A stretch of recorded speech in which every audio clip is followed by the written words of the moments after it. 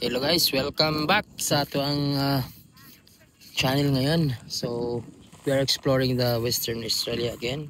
So we are here at the Shell Beach. So napaka-amazing guys, no? Napakaganda. Tingnan nyo guys kung bakit siya tinatawag na Shell Beach. Kasi guys, dahil dito guys, tingnan nyo, ang saan niya is puro shell. Tingnan nyo, ang daming shell. So tatawag nito siya guys is yung tinatawag na cockle fragums. Yun, ito. So may history pala ito guys. Itong story nito guys ng shell na to is sila lang yung makasurvive sa napaka salty, extreme salty ng tubig na to. So kaya pala tinatawag itong shell beach kasi dahil dito sa shell na to.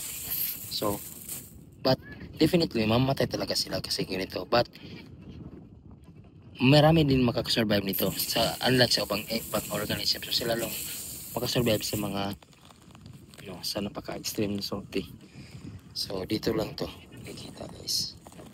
So bakit namin salty ito? Kasi yung hot and dry season dito, yan yung nakabigay ng salty kasi may evaporation process na mangyayari.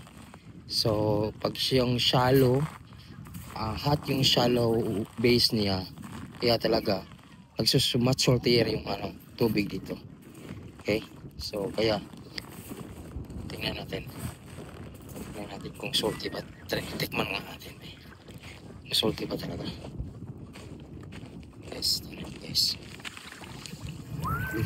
napakalamig. Tingnan, maalat ka. Sobrang alat, grabe, sobrang alat. But guys, napaka-stunning, napakaganda guys, diba? So ito, grabe, sobrang ganda guys, maraming kagandahan dito guys. Okay, so guys, see you in my next vlog guys. We are here at Shell Beach, Pilbara region. Thank you so much guys.